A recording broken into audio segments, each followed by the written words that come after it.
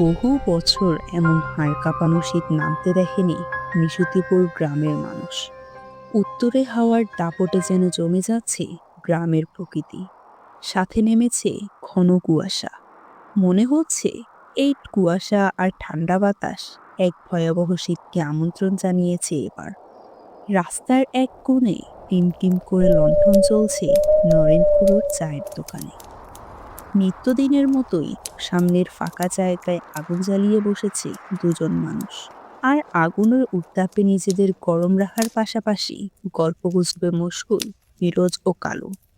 মাঝে মধ্যে এদের সঙ্গে যোগ দিচ্ছে নরেন খুড়ো। বুঝলে কালু ভাই, এবারের শীতটা নাকি খুব সাংঘাতিক হবে, রেডিওতে শুনেছিলাম।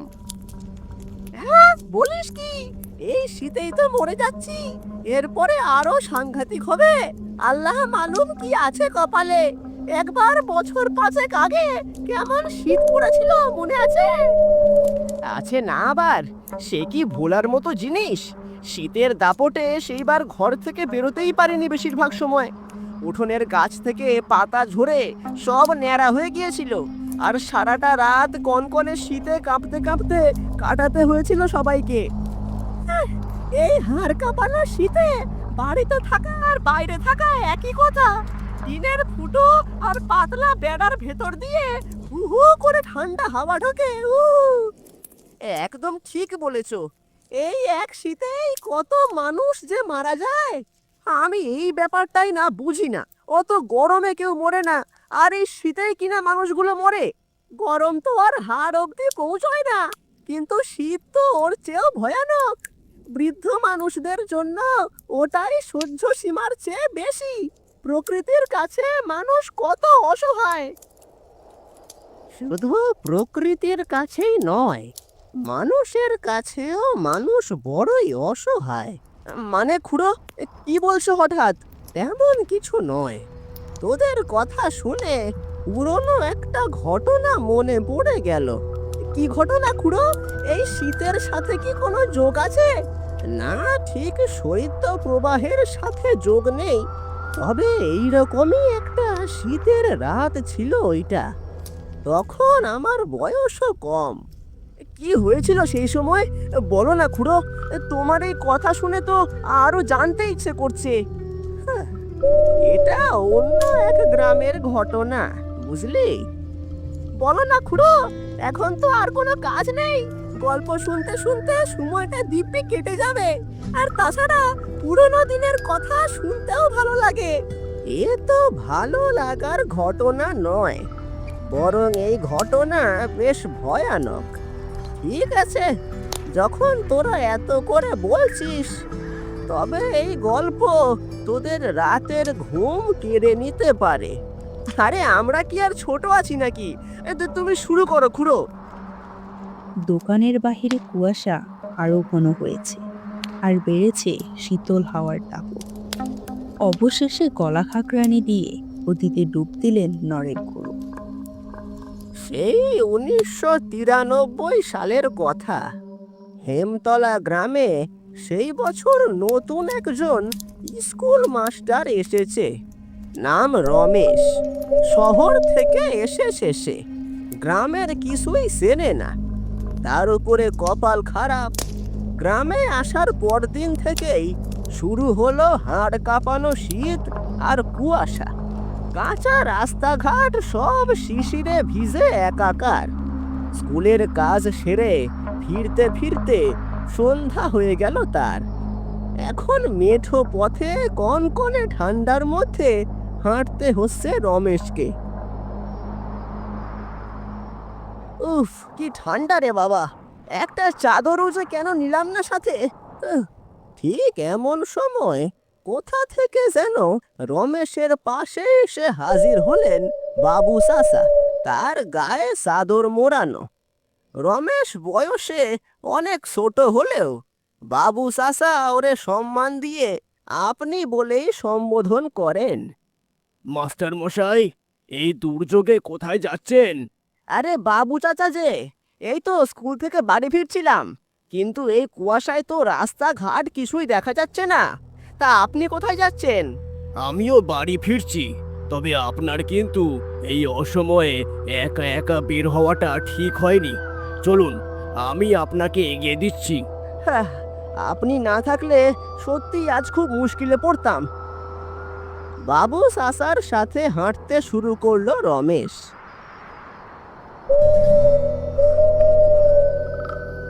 মেঠো পথ ধরে চলতে চলতে একটা বিশাল পরিত্যক্ত ধান ক্ষেতের পাশে এসে দাঁড়ালো তারা।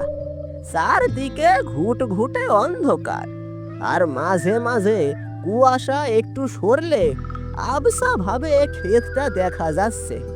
হঠাৎ রমেশ দেখলো সেই বিশাল ধান ক্ষেতের ঠিক মাঝখানে একটা কালো ছায়ার মতো দাঁড়িয়ে আছে কেউ একজন।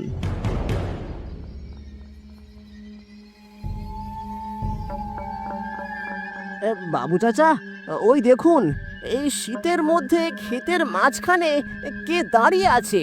মাস্টার মশাই, ওইদিকে তাকাবেন না, চলুন দ্রুত। ঠিক এমন সময় সেই পরিত্যক্ত ধান ক্ষেতের মাঝখান থেকে সেই কালো অবয়ব গম্ভীর গলায় কিছু একটা বলে উঠল। চমকে উঠল রমেশ ও বাবু চাচা। জমির ধারে কে রে? কে কে কে কথা বললো? জমির মাঝখানে যাকে দেখতে পাচ্ছেন, কথাটা সেই বলেছে। কিন্তু আপনি কোনো সাড়া দেবেন না, শুধু আমার সাথে হাঁটতে থাকুন। কিন্তু লোকটা একা একা ওখানে কি করছে? ওটা কোনো মানুষ নয়। এখন আর একটাও কথা না বলে চলুন চুপচাপ। কিন্তু লোকটা একা একা ওখানে কি করছে? কোনো কিন্তু নয়।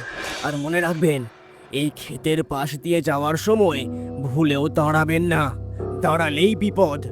বাবু সাসার গলায় এমন একটা ভয় মিশেছিল যে রমেশ আর কোনো প্রশ্ন করার সাহস পেল না।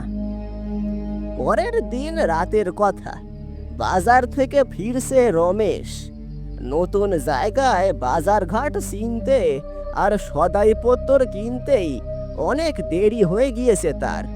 ফেরার পথে সেই পরিত্যক্ত ধান ক্ষেতটা আবারও সামনে পড়লো তার, কিন্তু আজ সেইখানে কেউ নেই।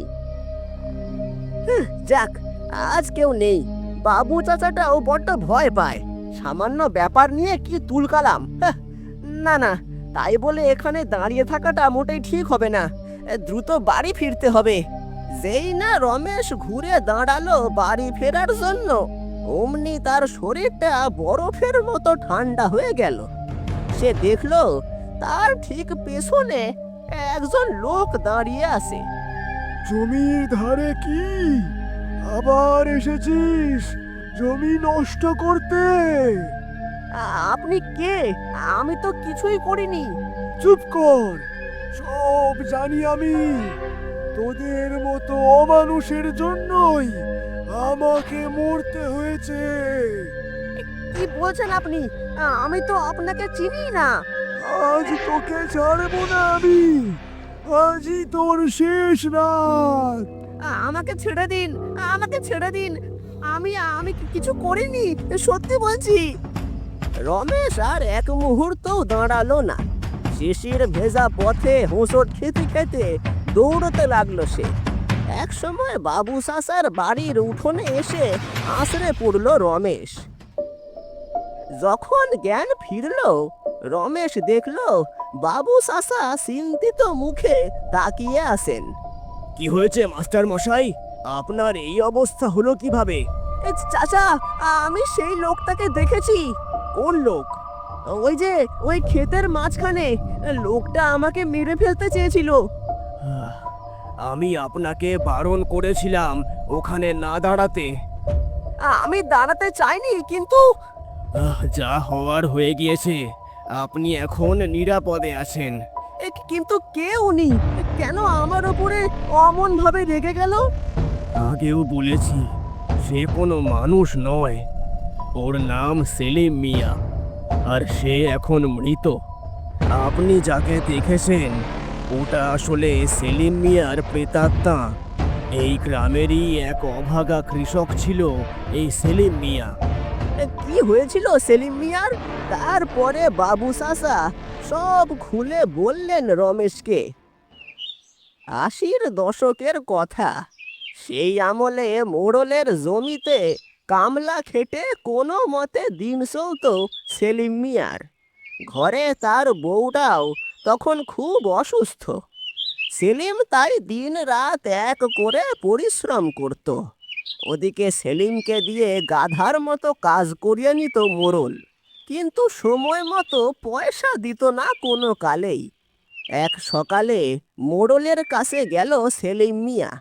তখন উঠোনের রোদে বসে আয়েশ করছে মোড়ল। মোড়ল, আমার কিছু টাকার দরকার ছিল। কিসের টাকা? তোর কাজের সব পয়সা তো আমি চুকিয়ে দিয়েছি। না না, গত মাসের মাইনেটা বাকি আছে। আমার বউটা খুব অসুস্থ, ওষুধ কেনার পয়সা নেই। তোর বউ অসুস্থ তো আমি কি করব? যা যা কাজ কর, কাজ করলে পয়সা পাবি। আমি তো দিন রাত আপনার জমিতেই পড়ে থাকি, এর চেয়ে বেশি কাজ আমি কিভাবে করব? মুখে মুখে তর্ক করিস? যা এখান থেকে, এক পয়সাও পাবি না। শোন সেলিম, যদি টাকা চাস তাহলে কাল থেকে দ্বিগুণ কাজ করবি, না হলে কোনো পয়সা পাবি না। এ তো আপনি জুলুম করছেন। জুলুম? আমার জমিতে কাজ করছিস, আমার পয়সায় খাচ্ছিস, আবার আমাকেই বড় বড় কথা শোনাচ্ছিস? দূর হ আমার চোখের সামনে থেকে।